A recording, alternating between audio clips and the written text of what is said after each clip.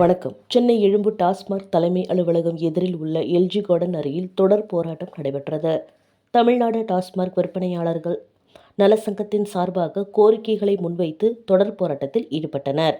போராட்டத்தில் டாஸ்மாக் ஊழியர்கள் அரசுக்கு எதிராக 22 ஆண்டுகளாக தற்காலிக பணி செய்து வருபவர்களை பணி நிரந்தரம் செய்ய வேண்டும், காலி பாட்டில் திரும்ப பெறும் திட்டத்திற்கு டாஸ்மாக் பணியாளர்களை பயன்படுத்தாமல் மாற்று வழியில் நடைமுறைப்படுத்த நடவடிக்கை எடுக்க வேண்டும் என்று கூறி கண்டன கோஷங்களை எழுப்பினர்.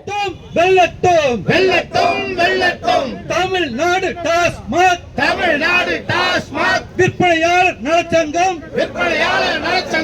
போராட்டம் வெல்லட்டும்.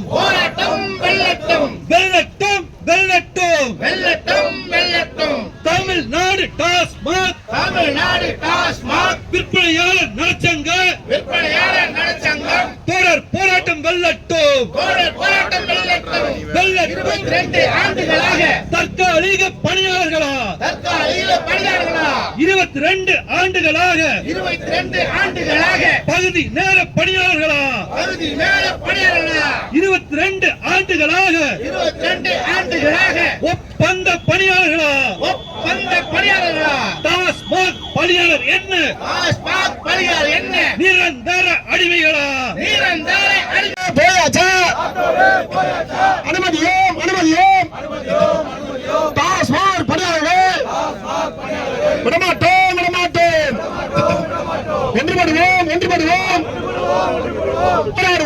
பெறுவோம். தமிழ்நாடு டாஸ்மாக் விற்பனையாளர் நலச்சங்கம் தொடர் போராட்டம் வெல்லட்டும். அதனைத் தொடர்ந்து செய்தியாளரை சந்தித்த மாநில செயலாளர் மோகன்ராஜ் அவர்கள் தெரிவித்திருப்பதாவது: திமுக அரசு தங்களுக்கு அளித்த 153 வாக்குறுதியின்படி 10 ஆண்டு காலம் பணிபுரியும் தற்காலிக பணி ஊழியர்களை பணி நிரந்தரம் செய்வோம் என்ற வாக்குறுதியினை நிறைவேற்ற வேண்டும். 2003இல் 36,000 பணியாளர்கள் இருந்தனர். தற்போது 1/3 பங்கு இல்லை. நாங்கள் தான் அரசுக்கு வருவாய் ஈட்டித் தருகின்றோம்.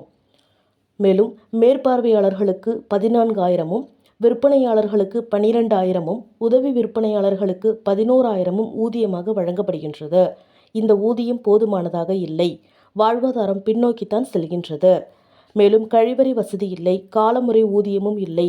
தமிழ்நாடு அரசும் டாஸ்மாக் நிறுவனமும் தங்களை கொத்தடிமைகளாக வைத்துள்ளதாக அவர்கள் வேதனை தெரிவித்தனர். தமிழ்நாடு டாஸ்மாக் விற்பனையாளர் நலச்சங்கத்தின் சார்பில் இன்றைக்கு காலவரையற்ற தொடர் போராட்டம் நடைபெற்றுக் கொண்டிருக்கிறது.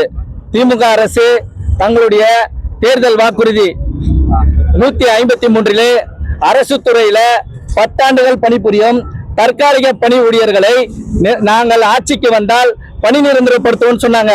இன்னைக்கு ஆட்சி முடியும் தருவாயில இருக்கு. நாங்க அவர்கள் சொன்ன வாக்குறுதியை நிறைவேற்ற சொல்றோம்.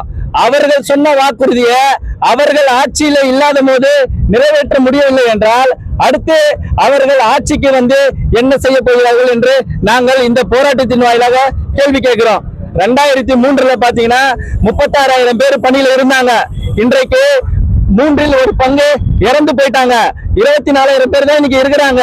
இன்றைக்கு நாங்க தான் அரசாங்கத்துக்கு ஆண்டுக்கு 50,000 கோடி வருமானத்தை ஈட்டி தரோம். 4/4 பங்கு நாங்க தான் ஈட்டி தரோம். ஆனா எங்களுக்கு என்று எந்த ஒரு சட்டமும் கிடையாது. நீங்க பாருங்க, 23 வருஷம் வேலை செய்யறோம். ஸ்டாண்டிங் ஆர்டர் இல்லாத ஒரே துறை எதுன்னு பாத்தீங்கன்னா இவங்க மட்டும்தான். 23 வருஷம் வேலை செய்யறோம். இன்னைக்கு எங்களுடைய சம்பளம் பாத்தீங்கன்னா அதிகபட்சமா மேற்பார்வையாளருக்கு 14,000, விற்பனையாளர்களுக்கு 12,000, உதவி விற்பனையாளருக்கு 11,000. இதை வச்சு தமிழ்நாட்டுல குடும்பம் நடத்த முடியுமா? அது மட்டும் இல்ல, கழிப்பறை வசதி இல்ல, காலமுறை ஊதியம் கிடையாது, எதுவுமே கிடையாது. இதே ஒரு அரசு துறையில வேற அரசு துறையில இவங்க வேலை செஞ்சிருந்தா இன்னைக்கு 50,000க்கு மேல அவங்க சம்பளம் இருந்திருக்கும், கழிப்பறை வசதி இருந்திருக்கும், காலமுறை ஊதியம் இருந்திருக்கும்.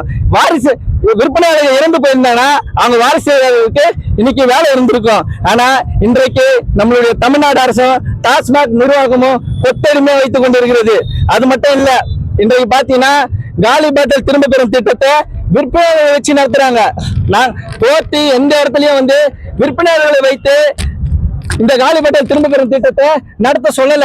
ஆனா டாஸ்மாக் நிர்வாகம் எங்களை மேலும் பணி சுமை ஏற்படுகிறது. ஏற்கனவே 10க்கு 10 ரூம்ல நிக்க கூட இடம் கிடையாது.